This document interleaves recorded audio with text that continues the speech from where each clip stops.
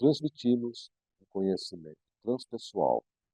Damos voz a um terapeuta arquetípico por centenas, milhares de anos, foi se condensando ao ouvir, sentir, cuidar do sofrimento ou do maravilhamento.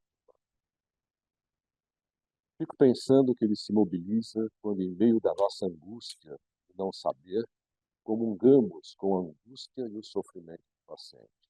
Ou seja,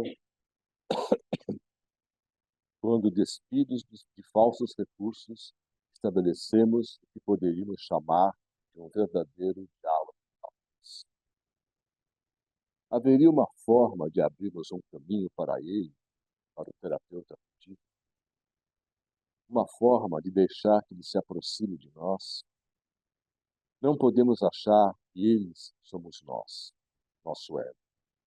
Se nos identificarmos com ele, tudo o que conseguiremos, será uma inflação de ego, um narcisismo festivo e uma real incapacidade de estar realmente com o outro. É preciso saber que quem se abre para o grande torna-se humilde. Talvez o primeiro passo para entrar em contato com o terapeuta arquetípico seja retirar a máscara, a persona tradicional do terapeuta. Não é o caso de entrarmos em detalhes aqui. Sabemos que essa persona é também necessária, já que um paciente que nos chega espera encontrar a imagem tradicional, coletiva do terapeuta. E, em princípio, podemos corresponder a essa imagem. Ele encontrar o que espera é uma forma inicial de ajuda na criação de Deus. Mas queremos falar de um segundo momento da terapia, a qual Jung denominava de individuação. Aqui, a persona é um obstáculo. E não há um verdadeiro estar com o outro se não estivermos em contato conosco mesmo. Certamente, a comunidade de terapeutas do Egito sabia disso e pregava a vida simples, o autoconhecimento pela interiorização, o conhecimento do transpessoal pela meditação, a não identificação pela oração, pois a oração sempre se dirige a um outro que não é o ego. A busca de contatar o maior que nos habita é o que Jung, talvez menos religiosamente, chamou de self. Sabe, nos momentos mais difíceis de uma terapia, frente a um paciente angustiado, em sofrimento, todo o nosso conhecimento egóico, todos os livros lidos, as aulas assistidas, podem não ajudar. Vale aquela frase de Jung que circula pela internet. Conheça todas as teorias, domine todas as técnicas, mas a tocar uma alma humana, seja apenas uma outra alma.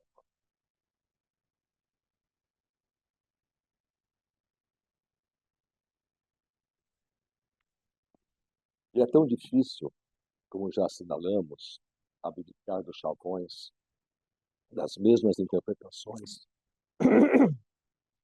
de não trilhar os mesmos caminhos decorados, caminhos que talvez até tenham sido úteis em outros momentos, com outras pessoas, mas atender olhando o passado ou para o livro é não estar com a pessoa à nossa frente. É difícil, às vezes, perceber que o show de erudição que demonstramos ao falar de um sonho serve mais ao nosso narcisismo que ao paciente. O paciente, no máximo, sai um pouco mais culto sobre mitologia grega. Nosso ego se encanta e não percebemos que buscamos admiração, não relação. Nosso ego cresce, toma conta da sala, ocupa todos os espaços e as almas se comprimem sufocadas. Não nos damos conta da nossa incapacidade de viver verdadeiramente aquele momento. Não nos damos conta que as emoções foram escamoteadas, tão envolvidos e fascinados que estamos pela nossa própria luz. Perdemos contato com o outro, com a nossa própria interioridade. Por que me afastei tanto de mim, do outro? O que a vivência do conflito do paciente me toca? O que seu problema, sua dor tem a ver com a minha? Sem que eu tenha consciência, o problema, a dor do paciente me ameaça.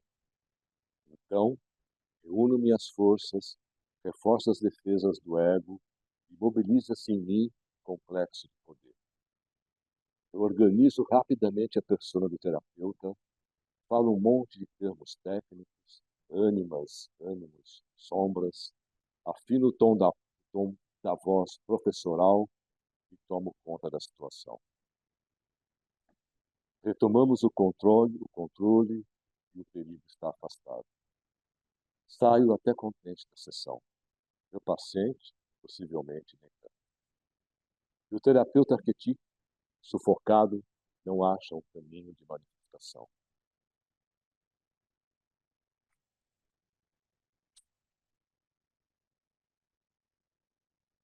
Mas estou exagerando. Todos nós passamos por isso, fazemos isso. Nosso ego é muito frágil, é o que de mais frágil há em nós, e o paciente sempre tem dores, conflitos contagiantes. Temos de saber que temos também, no fundo, também que no fundo foram essas feridas que nos fizeram procurar esta profissão. Fomos educados a esconder feridas, colocá-las embaixo da persona do terapeuta.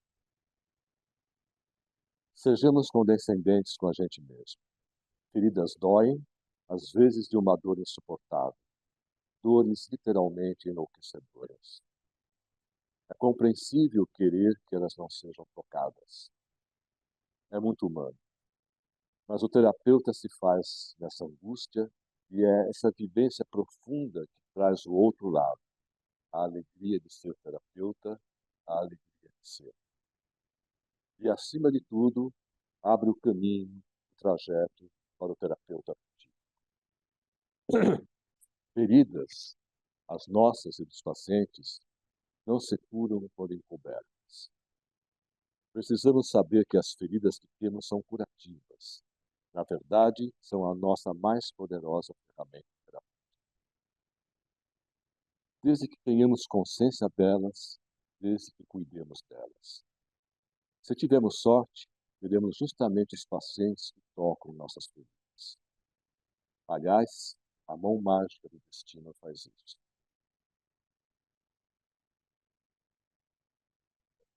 A vida, sempre de novo, nos dá a chance de lidar com as nossas neuroses. São justamente os pacientes que nos tocam, aqueles que ficam, crescem e nos fazem crescer.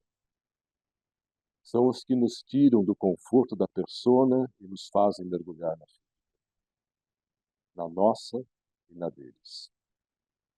Eles nos ajudam a abrir o caminho do terapeuta afetivo. Tem um amigo que, quando recebe um novo paciente, sempre se pergunta, meio brincando, meio sério, qual o novo problema que ele tem de tomar consciência? Que novo problema ele terá de lidar?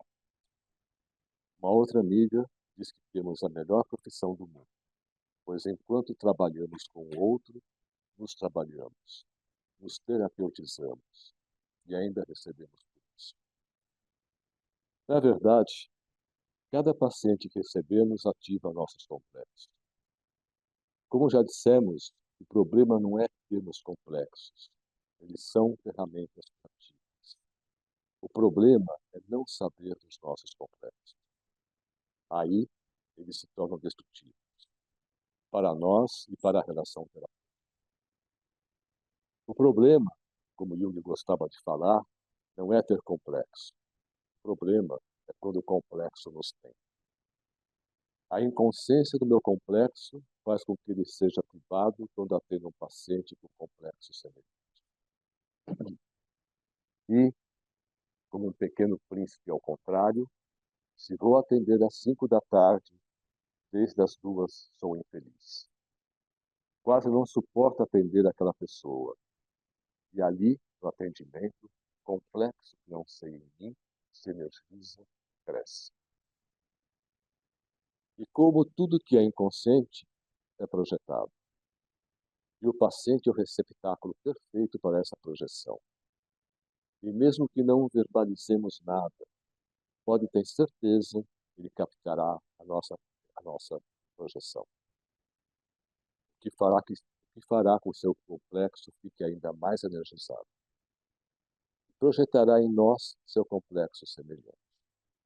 Bem, alguém diria que é hora de procurar um supervisor, ou melhor, um bom terapeuta, para o paciente.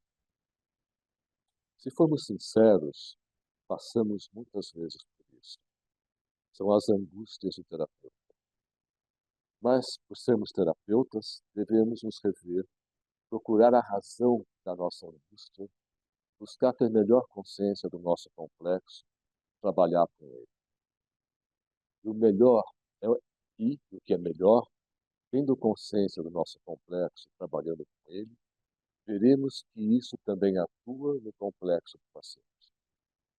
Onde há a possibilidade do contágio da ferida, há a possibilidade de cura. Veremos que não só a neurose é contagiante, mas também a cura. Ter consciência dos nossos complexos, trabalhar com eles, tirar sua energia, dói. Mas não ter consciência deles estanca a nossa caminhada como indivíduo, como terapeuta. Nos atendimentos, como dissemos há pouco, o nosso complexo inconsciente faz, como um pequeno príncipe, desde as duas estar infeliz e a não querer atender o paciente que nos espera. Mas igualmente ruim e não terapêutico é estar completamente feliz e ansioso. Desde as duas, não vendo a hora de poder atender aquela determinada pessoa. São as paixões terapêuticas. Elas também existem e são destrutivas. A paixão terapêutica é, quando não trabalhada, destrutiva. Mas existe algo também, quase não falamos, que é o amor terapêutico. Tom Franz, terapeuta e escritora próxima a Jung, diz num artigo que existem 5 fases a percorrer ao longo de uma terapia. E causa uma certa surpresa ela colocar como último estágio terapêutico o amor. E justifica, dizendo que se passamos 4, 5, 6 anos com uma pessoa, conhecendo-a em sua profundidade anímica, partilhando de seus conflitos, acolhendo nas dores, nos defrontando com a perplexidade dos mistérios da vida de tal forma que o outro passa a fazer parte da nossa psicologia, nós da dele. Bem, se após tudo isso não sentimos amor pelo outro, tem algo muito errado. Nossa profissão ou vocação, ou melhor, quando nossa profissão é nossa vocação, vivemos o melhor de 2 mundos, não é difícil o amor se fazer presente. E o amor, não estou falando aqui do amor sexualizado, da paixão. Bem, o amor talvez seja o maior fator curativo. O amor, o desejo que quem atendemos possa viver melhor, o confiar nas suas possibilidades, pode, muitas vezes, como falou Jung, levar um paciente como em um tapete mágico, um tapete voador, para além dele mesmo, para além de suas possibilidades momentâneas. A força que movimenta o tapete, sei lá porque Jung usou esse tapete como metáfora, mas retomando, a força que faz o tapete se mover, que leva o paciente, essa força é nossa, do terapeuta. E em algum momento ela deve ser retirada. Mas aí, talvez, o paciente passeou pelo seu pedaço mais difícil e pode navegar sozinho. Em vez do tapete mágico junguiano, podemos falar de uma outra forma o fato de um terapeuta levar um paciente em seu caminho psicológico.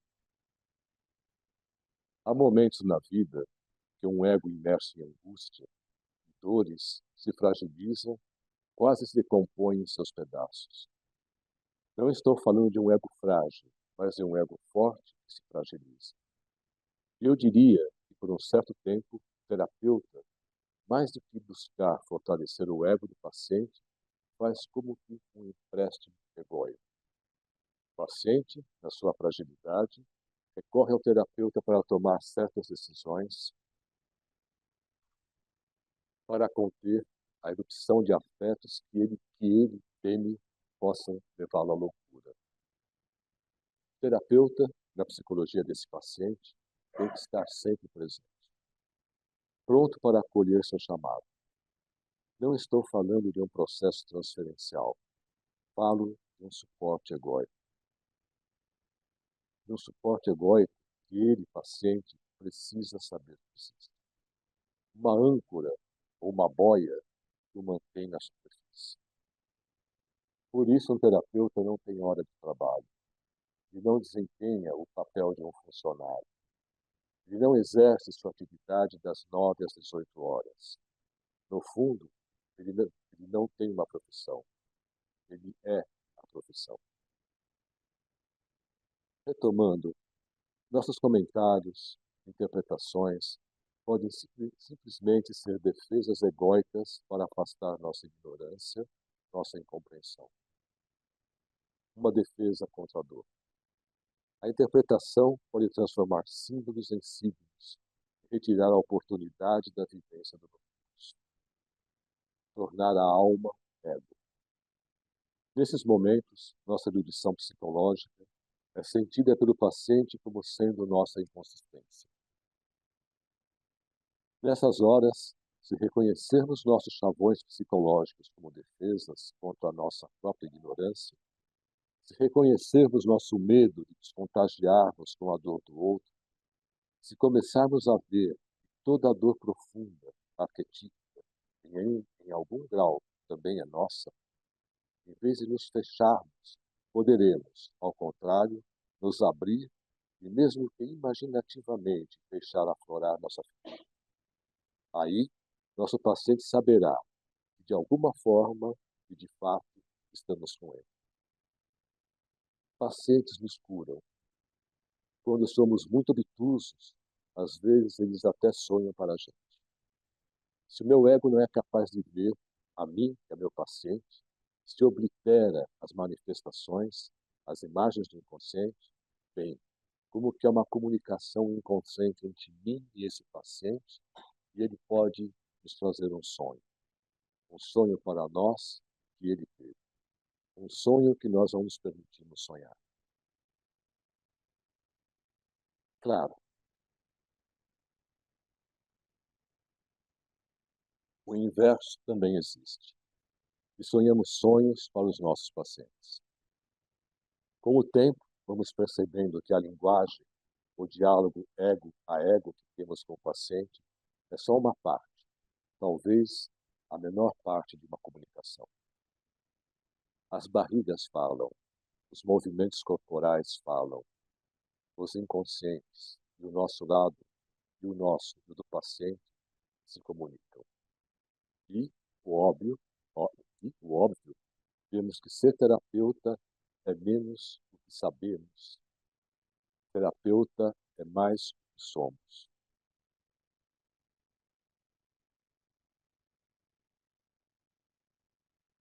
Falo que um terapeuta, a fala de um terapeuta, essa é a parte escrita à mão, correndo antes de vir para cá. Eu, às vezes, não consigo entender a minha letra. Enfim, mas é a fala de um terapeuta indiano ah, que eu escutei num congresso de psicologia, e ele contou sobre um método de cura em uma aldeia no interior da Índia. Ele falou de uma mulher que teve um filho. Pouco depois observou que ele rejeitava o seio, perdia peso, que ele não sobreviveria. Ela então foi buscar ajuda, porque na sua cultura, conhecido da sua cultura, significa um guru. Então ela foi em busca de um guru que morava em outra aldeia distante. Andou a noite toda com o filho nos braços. E pela manhã, como nas boas histórias indianas, o guru estava à porta e à sua espera. Ela nada falou, ele nada falou, apenas indicou para a mulher que se sentasse à sua frente. E os dois ficaram frente a frente na posição de lótus. Ele fechou os olhos, como que entrou num estado de contemplação. Ficou assim perto de 2 horas, e aí levantou-se, indicou o caminho de saída para a mulher, sem dizer palavra. Aí o terapeuta junguiano, em sua palestra, conta o ocorrido. Quando a mulher chegou, o guru percebeu que sua aura, a aura da mulher, estava desorganizada, desequilibrada. As cores indicavam a emergência de conflitos. Aí o guru entra em contemplação, medita e é envolvido por uma aura curativa. E à medida que ele se organiza, a aura da mulher também se organiza. E à medida que ela se organiza, o bebê que estava doente pelo desequilíbrio, digamos, áurico da mãe, pode se restabelecer. O que eu quero dizer com essa história indiana é que nós somos o maior fator curativo. Que temos, simbolicamente falando, que organizar nossa aura, ou como escreveu Jung para uma palestra, se não tivermos o coração mudado, não mudamos o coração de ninguém. Às vezes, é bom pensar no guru indiano em meio a certas terapias. Quando atendemos pacientes em desespero, em meio a vômitos de palavras e explosões de emoções, é bom pensar que devemos nos recolher um pouco, não se deixar tomar pela pressão ambiente, buscar um ponto fixo, um ponto central, self. Eu diria, estar firme em meio a toda a confusão. O ponto de formação do cosmos em meio ao todo caos. Um ponto de equilíbrio. Imagem, isso são imagens, só imagens, mas quero crer que atuam. E a exemplo do guru indiano, esse equilíbrio chega até o paciente que lentamente se acalma, podendo trabalhar suas emoções. Ele também se equilibra. Imagens atuam, imagens curam. Nossa ânsia de querer fazer alguma coisa frente à dor do outro atua. O coração honesto atua. E o desejo de minorar a dor pode compensar nossa ignorância teórica. A angústia honesta do terapeuta mobiliza o terapeuta afetivo. E obtém-se bons resultados sem sabermos, egoicamente, o caminho percorrido. Quando falo sobre isso, sempre me lembro de um terapeuta italiano, Aldo Carotenuto, que já morreu muito cedo, mas lembro que ele nos falava do início de sua carreira, quando quase, como quase sempre acontece, e era encaminhado pacientes mais graves, pacientes em surtos esquizofrênicos. No seu desespero de analista iniciante, ele fazia o que podia, fazia o que não sabia. E, para seu espanto, os pacientes melhoravam. E então, diz um garoto muito maduro, experimentado em anos de consultório, então eu não atendo mais esquizofrênicos. Não tenho ferramentas para isso. Não me sinto capaz. É isso que um coração puro, uma santa ingenuidade, uma preocupação honesta e uma relativa ansiedade terapêutica nos fazem ir além da gente mesmo e compensam a nossa ignorância teórica. O tapete mágico voador de Jung leva não só o paciente, mas o terapeuta para além dele mesmo. Muitas vezes, em nossa insegurança, precisamos mostrar eficiências. E é sempre perigoso tentar tentarmos ser muito eficientes. Tentar ir além do paciente. Tentar demolir suas defesas. Um amigo meu chama esse tipo de terapeuta, meio, meio sádico, de o caçador de complexos. É aquele indivíduo sempre ávido a pular sobre o complexo do paciente, sobre as defesas do outro. Defesas são necessárias, devem ser respeitadas, nos protegem dos grandes medos, das grandes dores. Protegem o ego assustado, uma criança que sempre temos dentro de nós, frágil e indefesa. Às vezes, o paciente sente-se traído em sua confiança pela presença do caçador de complexos. Querer, de qualquer forma, demolir defesas, cria mais defesas. E contra o próprio terapeuta. Em uma terapia acolhedora, as defesas como que caem por si próprias quando encontram espaço de confiabilidade e proteção. Nossa insegurança nos deixa afoitos. Devemos dar o espaço e o tempo do paciente. Outro dia assisti um relato de um rabino na internet. Talvez vocês também tenham visto. Ele fala da lagosta. Viram isso? Ele fala que a lagosta é protegida por uma forte carapaça que a resguarda da sua fragilidade.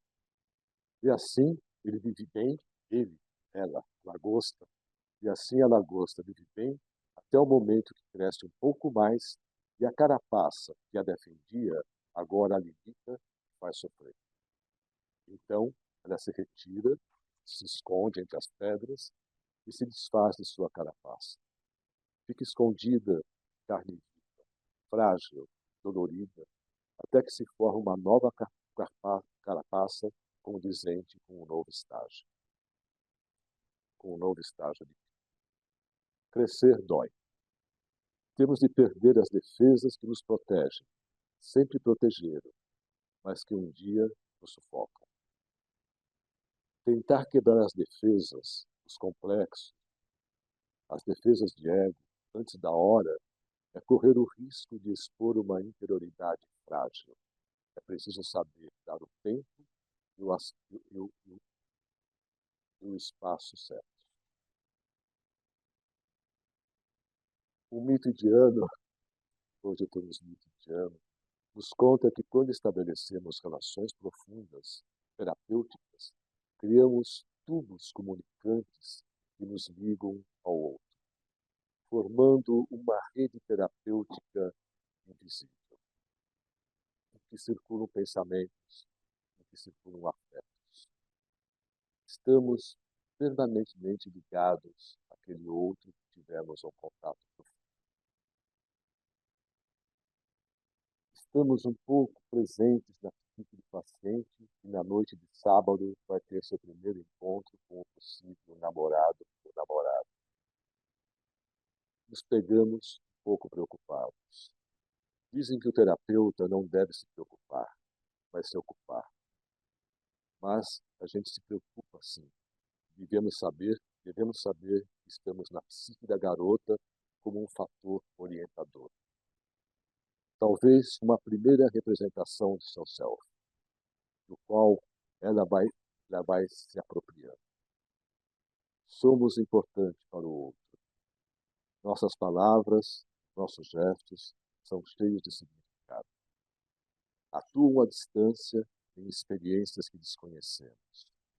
Como frisava Jung, ser terapeuta é um destino. Aí acabou meu tempo. E o rascunho que eu estava fazendo. Obrigado. Eu não sei como é o esquema formal disso, mas eu acho que temos tempo, se a gente quiser conversar, se quiserem fazer perguntas, seria bem gostoso e eu estou disponível. Qualquer coisa. Eu quis falar um pouco do que eu sinto ser um terapeuta. Né? Um terapeuta, mas aquilo que normalmente não é escrito em livros, normalmente a gente não coloca, Ah, normalmente não se fala em ambientes muito formais quando se fala de terapia. Terapia tem aspectos que não cabem no mundo acadêmico. Como disse Jung, uma das conferências que ele deu em Sofundi, quando ele era um estudante de medicina ainda, ele fez uma palestra que ele dizia, em última análise, que a ciência é fina demais para o humano, para o viver humano. A ciência precisa de experimentações, mas a terapia é uma experimentação diária. Era um além do já experimentado. É um experimentar sempre de novo. Então, eu, nos 50 anos, como eu falei no início, a minha vontade hoje é pensar um pouco, é falar um pouco sobre os aspectos terapêuticos que normalmente a gente não encontra na. Sabe que aspectos que parecem mágica, os inconscientes que se comunicam, as preocupações, como atuamos no outro, não naquela hora terapêutica, ali está bom, é o nosso trabalho, mas aquela atuação de um terapeuta que está dentro do paciente. Né? Como eu falei, é o primeiro, pode ser o primeiro, a primeira representação simbólica de um fator orientador que a gente pode chamar de céu. Um fator como que ainda informação. O nosso papel é extremamente importante, né? E a gente é muito, eu diria, pequeno para o tamanho do papel. É um aprendizado permanente com o outro. É uma angústia e essas coisas a gente não fala. Aquela angústia que nos constrói. Eu quero colocar que essa angústia, ao contrário de ser um obstáculo, ela abre, vai abrindo o caminho para aquilo que eu quis chamar de um terapeuta afetivo. A gente nota com o tempo que falamos coisas que não sabemos e que são as coisas que devemos falar de verdade para o terapeuta. Saem de nós, saem da nossa boca, às vezes no momento de maior tensão, quando a dor é grande e o ego não é capaz de achar resposta alguma. A gente não tem resposta para grandes dores. Mas nesse momento, acho que a honestidade de um terapeuta, a presença desse terapeuta, faz com que, às vezes, mesmo sem palavras, somos compreendidos. E uma dor pode ser um pouco amenizada. Uma dor que, no fundo, como toda grande dor, é uma dor afetiva, ou seja, é uma dor humana. É uma dor que nós também sabemos em algum lugar. A gente só não sabe quando a gente faz papel de terapeuta, quando a gente fica ilustrando a nossa persona de terapeuta. E aí o real terapeuta, às vezes, fica sufocado no cantinho, esquecido, e não acha um caminho de vir à tona. A angústia, terapeutas tem coisa que a gente não fala. Ah, abre o trajeto para esse terapeuta interno, para esse terapeuta afetivo. Eu acho que isso era o fundamental que eu gostaria de falar, que esse nosso trabalho terapeuta, com o tempo, ativa em nós um outro terapeuta muito maior, terapeuta coletivo, terapeuta transpessoal, afetivo, que atua onde a gente não tem capacidade de atuar. Era isso. Era isso. Obrigado.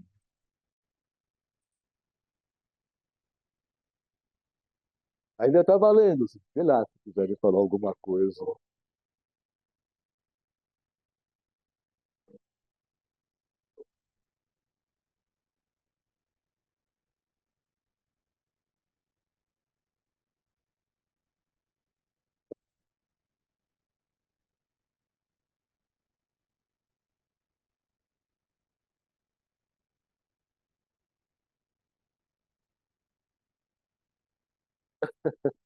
Eu apontei a Elvira, porque a Elvira foi companheira do grande mestre, que eu tive,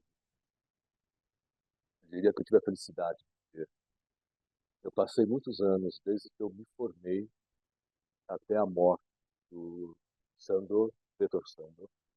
E o Sandor foi a pessoa, eu diria, ao lado do Gaiarsa, que trouxe a psicologia junguiana para o Brasil. E a forma dele entender Jung, a forma dele transmitir Jung, ah, é a forma que eu busco ser. Talvez por isso essa acentuação, sabe, na vivência, na relação, na experiência, mais do que no muito estudado. A gente precisa estudar muito, mas aquela frasezinha de Jung, sabe, isso fica num outro plano quando a gente está com alguém. Sandro foi o meu mentor psicológico, sabe, essa forma de entender o outro, essa forma não acadêmica, essa forma que você não faz de um paciente um material de estudo, uma cobaia da sua tese, mas você está com ele. Então, ele foi o grande mentor, é o grande mentor aí.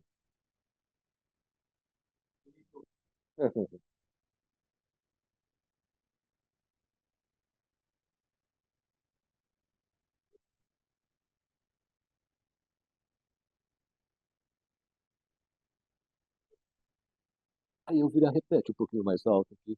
Também nos 50 anos a audição também diminui.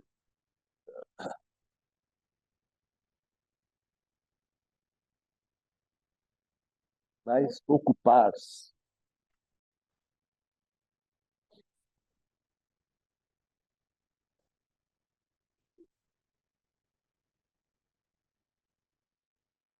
Perfeito,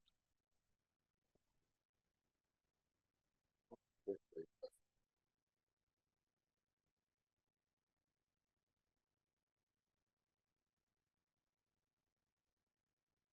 E essa é a mão mágica do destino. A gente sempre recebe a pessoa que a gente precisa. E se você ficar descontente, é melhor você se ver ainda melhor, porque é o que de fato você precisa muito.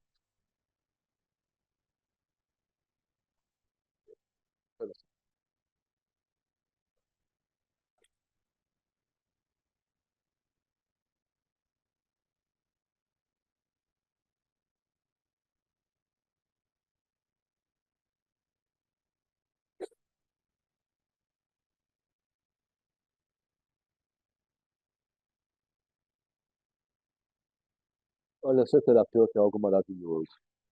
Ah, como eu escrevi que uma amiga fala e ainda recebemos por isso. É maravilhoso porque é como um fermento da individuação. Você está com alguém, hora a hora, dia a dia, ah, como que trabalhando, o paciente, como que trabalhando com os nossos problemas, assim, talvez não haja outra profissão que propicie o nosso crescimento como a profissão que temos. Eu diria assim, é um fermento da individuação. Ela nos leva a questionar a cada momento. Ver o outro, ver a ferida alheia é sempre uma forma honesta de a gente ver a própria ferida. E aí de curar a própria ferida. Curar a própria ferida é um caminho de individuação. Curar a própria ferida numa terapia, aquele efeito mágico, comunicação inconsciente.